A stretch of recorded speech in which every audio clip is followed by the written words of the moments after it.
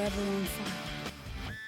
ಬಿಜೆಪಿಯಲ್ಲಿ ರಾಜ್ಯ ಅಧ್ಯಕ್ಷ ಬಿವೈ ವಿಜಯೇಂದ್ರ ಅವರ ವಿರುದ್ಧ ಪಕ್ಷದ ಅನೇಕರು ಅಸಮಾಧಾನ ಹೊರಹಾಕ್ತಾ ಇದ್ರು. ಇನ್ನು ಯಾರ್ಯಾರು ಅಸಮಾಧಾನ ಹೊರಹಾಕ್ತಾ ಇದ್ರು ಎಲ್ಲರ ಮನವೊಲಿಕೆಯ ಪ್ರಯತ್ನ ಕೂಡ ಆಯಿತು. ಹೈಕಮಾಂಡ್ ಪ್ರಯತ್ನ ಮಾಡಿತು, ಪಕ್ಷದ ಹಿರಿಯ ನಾಯಕರು ಮಾಡಿದ್ರು, RSS ಕೂಡ ಸಂಧಾನ ಸಭೆ ಮಾಡಿತು. ಆದರೂ ಕೂಡ RSS ಸಂಧಾನ ಸಭೆ ಬಳಿಕವೂ ಕೂಡ ರಾಜ್ಯ ಅಧ್ಯಕ್ಷರ ವಿರುದ್ಧ ಅಸಮಾಧಾನ ಮತ್ತೆ ಹೊರಬೀಳ್ತಾ ಇದೆ. ಭಿನ್ನಮತೀಯರ ಒಂದು ಅಸಮಾಧಾನ ಮತ್ತೆ ಮುಂದುವರಿತಾ ಇದೆ. ವಿಜಯೇಂದ್ರ ಅವರು ನಮ್ಮ ನಾಯಕನೇ ಅಲ್ಲ, ಆತನನ್ನು ಎಂದೂ ಕೂಡ ನಾನು ನಮ್ಮ ನಾಯಕ ಅಂತ ಒಪ್ಪೋದಿಲ್ಲ. ಬಿವೈ ವಿಜಯೇಂದ್ರ ಬಗ್ಗೆ ರಮೇಶ್ ಜಾರಕಿಹೊಳಿ ಅವರು ಈ ರೀತಿಯಾಗಿ ಅಸಮಾಧಾನ ಹೊರಹಾಕಿದ್ದಾರೆ. ಇನ್ನು ಸಭೆಯಾಯಿತು, ಸಂಧಾನ ಸಭೆ ಕೂಡ ಮಾಡಿದ್ರು, RSS ನಾಯಕರು ಕೂಡ ಮಧ್ಯಪ್ರವೇಶ ಮಾಡಿದ್ರು. ಇದೆಲ್ಲದರ ಹೊರತಾಗಿಯೂ ಕೂಡ ರಮೇಶ್ ಜಾರಕಿಹೊಳಿ ಅವರು ರಾಜ್ಯಾಧ್ಯಕ್ಷರ ವಿಚಾರದಲ್ಲಿ ಮತ್ತೆ ಮಾತನಾಡ್ತಾ ಇರೋದು ಯಾಕೆ? ಯಾಕಂದ್ರೆ ಈಗಾಗಲೇ ಸಭೆಯನ್ನ ಮಾಡಿ ಎಲ್ಲರ ಒಂದು ಮನವೊಲಿಸುವಂತಹ ಪ್ರಯತ್ನ ಆಯಿತು. ಏನು ಸಮಸ್ಯೆ ಇದೆ ಅದನ್ನು ನಮ್ಮ ಬಳಿಯಲ್ಲಿ ಹೇಳ್ಕೊಳ್ಳಿ ಎನ್ನುವಂತಹ ಮಾತುಕತೆಗಳು ಕೂಡ ಆಯಿತು.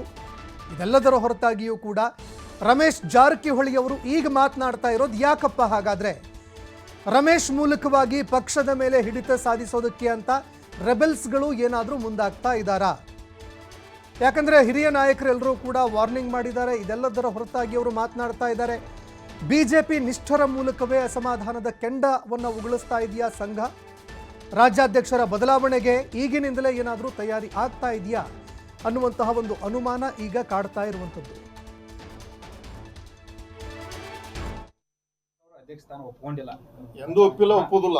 ಅದಕ್ಕಾಗಿ ಯಾರು ಸರ್ ಬದಲಾವಣೆ? ಅರವಿಂದ್ ಲಿಂಬಾವಳಿ ಅವರ ಹೆಸರು ಅದು ನನ್ನ ಡ್ಯೂಟಿ ಅಲ್ಲ, ಪಕ್ಷ ತೀರ್ಮಾನ ಮಾಡಬೇಕು. ಯಾಕಂದ್ರೆ ಅವ ಜೂನಿಯರ್, ಅವನ ಪಕ್ಷದ ಏನೂ ಅವಂಗೆ ಸಿದ್ಧಾಂತ ಗೊತ್ತಿಲ್ಲ. ನಮ್ಮ ಪಕ್ಷ ಭ್ರಷ್ಟನ್ನು ಲೇಬಲ್ ಕೊಟ್ಟ ವಿಜೇಂದ್ರ, ಭಾರತೀಯ ಜನತಾ ಪಾರ್ಟಿ ಭ್ರಷ್ಟನ್ನು ಲೇಬಲ್ ಕೊಟ್ಟ ವಿಜೇಂದ್ರ. ಅವ್ನು ಮಾಡಿದ್ ನಮ್ಗೆ ವಿರೋಧ. ಅದೇ ಯಡಿಯೂರಪ್ಪ ವಿರೋಧಲ್ಲ, ಯಡಿಯೂರಪ್ಪ ಬಗ್ಗೆ ಕ್ವಶನ್ ಮಾಡೋದಿಲ್ಲ. ನಾ ವಿಜೇಂದ್ರ ಕ್ವಶನ್ ಮಾಡ್ತೀವಿ. ವಿಜೇಂದ್ರ ನಮ್ಮ ನಾಯಕ ಅಲ್ಲ. ನೋಡ್ರಿ, ನಂದು ಒಂದೇ ಮನವಿ ಐತಿ. ಈಗ ಕಳೆದ ಅನಂತಕುಮಾರ್ ಸತ್ ನಂತರ ನಮ್ಮ ಪಕ್ಷದ ಭಾಳ ದೊಡ್ಡ ಹಣ ಹೋಗ್ತಿತ್ತು. ಯಾರೂ ಲೀಡರ್ ಇಲ್ಲ. ಒಂದು ಏನೋ ದೇವ್ರದೇ ಒಂದು ಟೀಮ್ ಆಗಿದೆ. ಯಡಿಯೂರಪ್ಪನವರು ಇರಲಿ, ರಮೇಶ್ ಜಾರಕಿಹೊಳಿ, ಯತ್ನಾಳ್ಳಿ, ಒಬ್ಬರ ಕೈಯಾಗ ಕಪಿ ಮಿಶ್ರ ಸಿಗಬಾರ್ದು. ಸಾಮೂಹಿಕ ನಾಯಕ ತರಬೇಕು. ಒಬ್ಬರ ಕೈಯಾಗ ಪಕ್ಷ ಸಿಗಬಾರ್ದು. ಸಿಕ್ಕರೆ ನಾನು ಒಬ್ಬ ಸೆಕೆಂಡ್ ಯಡಿಯೂರಪ್ಪ ಆಗವ, ನಾನು ಸರ್ವಾಧಿಕಾರಿ ಆಗವ, ಆಕೃಷ್ಣ ಕೂತ್ಕಲೆ. ಅದಕ್ಕಿಂತ ದಯವಿಟ್ಟು ಮನವಿ ಮಾಡ್ಕೊತಾನೆ, ಸಾಮೂಹಿಕ ನಾಯಕತ್ವ 15-20 ಜನ ಲೀಡರ್ಶಿಪ್ ಮಾಡಿ ಕೈ ಕೊಡ್ರಿ, ಟಾಸ್ಕ್ ಕೊಡ್ರಿ. ನಿಮ್ದು ಡ್ಯೂಟಿ ಅದು ಮಾಡೋದು ಕೊಡು. ಇವತ್ತು ಮಣ್ಣು ಹೇಳಿದ್ರು ನಾನು, ನಮ್ಮೊಂದು 15-20 ಜನ ಕೈ ಕೊಡ್ರಿ. 120-130 ಸೀಟ್ ತರ್ತು BJP ತದ ನಮ್ಮ ಹೊರ ಆಗತ್ತೆ. ಇದು ಸರ್, ನೀವು ವಿಜೇಂದ್ರ ಅವರ ಅಧ್ಯಕ್ಷ ಸ್ಥಾನ ಒಪ್ಕೊಂಡಿಲ್ಲ, ಎಂದೂ ಒಪ್ಪಿಲ್ಲ, ಒಪ್ಪೋದಿಲ್ಲ. ಅದಕ್ಕಾಗಿ ಯಾರು ಸರ್ ಬದಲಾವಣೆ? ಅರವಿಂದ್ ಲಿಂಬಾವಳಿ ಅವರ ಹೆಸರು ಅದು ನನ್ನ ಡ್ಯೂಟಿ ಅಲ್ಲ, ಪಕ್ಷ ತೀರ್ಮಾನ ಮಾಡಬೇಕು. ಯಾಕಂದ್ರೆ ಇನ್ನು ರಮೇಶ್ ಜಾರಕಿಹೊಳಿ ಅವರ ಮಾತುಗಳನ್ನು ಕೇಳಿಸ್ಕೊಳ್ತಾ ಇದ್ರಿ. ಎಂದಿಗೂ ಕೂಡ ನಾನು ಅವರನ್ನು ನಮ್ಮ ನಾಯಕ ಅಂತ ಒಪ್ಪಿಲ್ಲ, ಮುಂದೆಯೂ ಕೂಡ ಅವರನ್ನು ನಮ್ಮ ನಾಯಕ ಅಂತ ಒಪ್ಕೊಳ್ಳೋದಿಲ್ಲ. ಯಾಕಂದರೆ ಅವರು ನಮ್ಮ ಜೂನಿಯರು, ಅವರಿಗೆ ಇರುವಂತಹ ಅನುಭವ ಬಹಳಷ್ಟು ಕಡಿಮೆ. ಪಕ್ಷದ ಸಿದ್ಧಾಂತ ಏನು ಎತ್ತ ಯಾವುದು ಕೂಡ ಗೊತ್ತಿಲ್ಲ. ಯಡಿಯೂರಪ್ಪ ಅವರ ಬಗ್ಗೆ ನನಗೆ ಅಸಮಾಧಾನ ಇಲ್ಲ, ಅವರು ಪಕ್ಷಕ್ಕಾಗಿ ದುಡಿದಿದ್ದಾರೆ.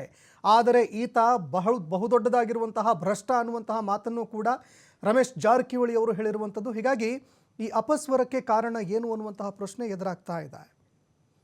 ಈ ಬಗ್ಗೆ ಮತ್ತಷ್ಟು ಮಾಹಿತಿ ಕೊಡ್ತಾ ಹೋಗ್ತಾರೆ ಪ್ರತಿನಿಧಿ ರಾಕೇಶ್. ಫೋನ್ ಸಂಪರ್ಕದಲ್ಲಿ ಜಾಯ್ನ್ ಆಗಿದ್ದಾರೆ. ರಾಕೇಶ್, RSS ಯಾವಾಗ ಒಂದು ಗೈಡ್ಲೈನ್ಸನ್ನು ಕೊಡುವಂತಹ ಕೆಲಸವನ್ನು ಮಾಡುತ್ತೆ, ಮಧ್ಯಪ್ರವೇಶ ಮಾಡುತ್ತೆ, ಏನೆಲ್ಲ ಒಂದು ಸಲಹೆ ಸೂಚನೆಗಳನ್ನು ಕೊಡುತ್ತೆ, ಎಲ್ಲವೂ ಕೂಡ BJP ನಾಯಕರಿಗೆ ಒಂದು ರೀತಿಯಾಗಿ ವೇದವಾಕ್ಯ. ಇದರ ಹೊರತಾಗಿಯೂ ಕೂಡ ಈಗ ಯಾರು ಅಸಮಾಧಾನಯತರಿದ್ದರು, ಭಿನ್ನಮತೀಯರು ಯಾರಿದ್ರು, ರಮೇಶ್ ಜಾರಕಿಹೊಳಿ ಮತ್ತೆ ಈ ಒಂದು ಅಸಮಾಧಾನವನ್ನು ಹೊರಹಾಕ್ತಾ ಇದ್ದಾರೆ. ಇದೆಲ್ಲದರ ಹಿಂದೆ ನಾಯಕತ್ವ ಬದಲಾವಣೆ ಮಾಡಲೇಬೇಕು ಅಂತ RSS ಕೂಡ ಏನಾದರೂ ತೀರ್ಮಾನ ಮಾಡಿದೆಯಾ ಅಂತ? ಸಂತೋಷ್, ಹಾಲಿ ಬಿಜೆಪಿ ರಾಜ್ಯಾಧ್ಯಕ್ಷರಾಗಿರುವಂತಹ ವಿಜಯೇಂದ್ರ ಅವರ ವಿಚಾರದಲ್ಲಿ ಪಕ್ಷದೊಳಗೆ ಮತ್ತಷ್ಟು ಅಸಮಾಧಾನದ ವಿಚಾರಗಳು ಹಾಗೆ ಮುಂದುವರಿತಾ ಇದೆ. ಭಿನ್ನಮತೀಯ ಬಣ ಅಂತ ಗುರುತಿಸಿಕೊಂಡಿದ್ದಂತಹ ಒಂದು ಗುಂಪು ಆ ವಿಚಾರದಲ್ಲಿ ಮತ್ತೆ ತಾನು ತೊಡಗಿಸಿಕೊಳ್ಳುವಂತದ್ದು ಕಾಣ್ತಾ ಇದೆ. ಮೊನ್ನೆ ನಡೆದಂತಹ RSS ನ ಪ್ರಮುಖರೊಂದಿಗಿನ ಸಭೆಯ ಬಳಿಕವೂ ಈ ಅಸಮಾಧಾನದ ವಿಚಾರ ವೈಯಕ್ತಿಕ ನೆಲೆಗಟ್ಟಲ್ಲಿ ಹೊರಬರ್ತಾ ಇದೆ. ರಮೇಶ್ ಜಾರಕಿಹೊಳಿ ಅವರು ಬಿಜೆಪಿ ರಾಜ್ಯಾಧ್ಯಕ್ಷರ ವಿರುದ್ಧ ತಮ್ಮ ಬಹಿರಂಗ ಅಸಮಾಧಾನವನ್ನ ಮತ್ತೊಮ್ಮೆ ಹೊರಹಾಕೊಂಡಿದ್ದಾರೆ. ವಿಜೇಂದ್ರ ಅವರನ್ನ ನಾನು ನಾಯಕ ಅಂತಲೇ ಒಪ್ಪಿಕೊಂಡೇ ಇಲ್ಲ, ಅವರ ಅಧ್ಯಕ್ಷತೆಯಲ್ಲಿ ಪಕ್ಷವನ್ನ ಸಂಘಟಿಸುವುದು ಬಹಳ ಕಷ್ಟ ಅನ್ನುವಂತ ಮಾತನ್ನ ನೇರವಾಗಿ ಹೇಳಿಕೊಂಡಿದ್ದಾರೆ. ಪಕ್ಷಕ್ಕೆ ಭ್ರಷ್ಟಾಚಾರದ ಕಳಂಕ ಅಂಟುವುದಕ್ಕೆ ವಿಜೇಂದ್ರ ಅವರೇ ನೇರ ಕಾರಣ. ಅವರಿಂದಲೇ ಪಕ್ಷ ಈ ಪರಿಸ್ಥಿತಿಗೆ ಬರ್ತಾ ಇದೆ. ಅವರ ನಾಯಕತ್ವದಲ್ಲಿ ಅಂತ ಗಮನಾರ್ಹ ಸಾಧನೆಗಳೇನೂ ಆಗಿಲ್ಲ, ಕಾಂಗ್ರೆಸ್ಗೆ ಲಾಭವೇ ಆಗ್ತಿದೆ ಹೊರತು ಪಕ್ಷಕ್ಕೆ ಯಾವುದೇ ಲಾಭ ಸಿಗ್ತಾ ಇಲ್ಲ ಅನ್ನುವಂತ ಮಾತನ್ನ ಕೂಡ ಅವರು ಹೇಳ್ಕೊಳ್ತಿದ್ದಾರೆ.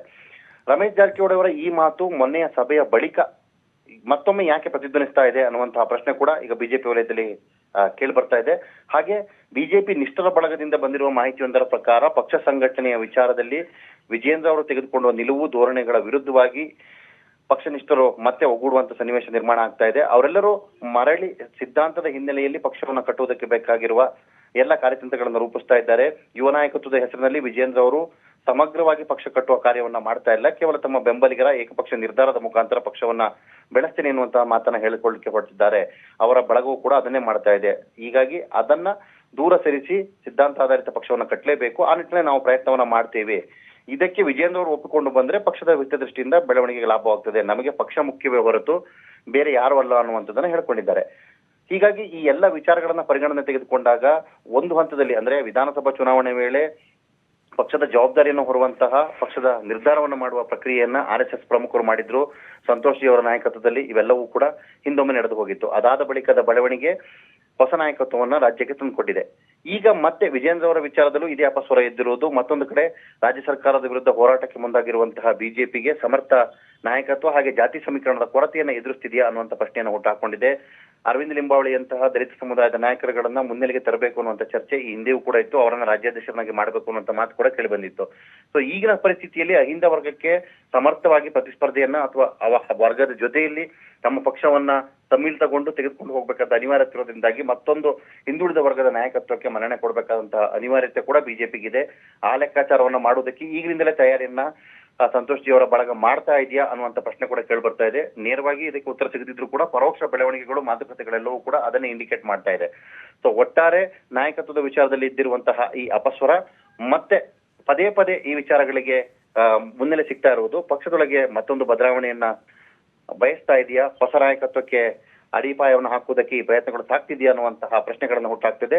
ಇವೆಲ್ಲವನ್ನ ಮುಂದಿನ ದಿನಗಳವರೆಗೆ ಪಕ್ಷದ ನಾಯಕರು ಯಾವ ರೀತಿ ತೆಗೆದುಕೊಂಡು ಹೋಗ್ತಾರೆ, ರಾಷ್ಟ್ರೀಯ ನಾಯಕರಿಂದ ಬರುವ ಸಂದೇಶ ಏನು ಅನ್ನೋದರ ಮೇಲೆ ನಿರ್ಧಾರ ಮಾಡಬೇಕಾಗತ್ತೆ. ಸಂತೋಷ್, ಧನ್ಯವಾದಗಳು ರಾಕೇಶ್ ನಿಮ್ಮೆಲ್ಲ ಮಾಹಿತಿಗೆ.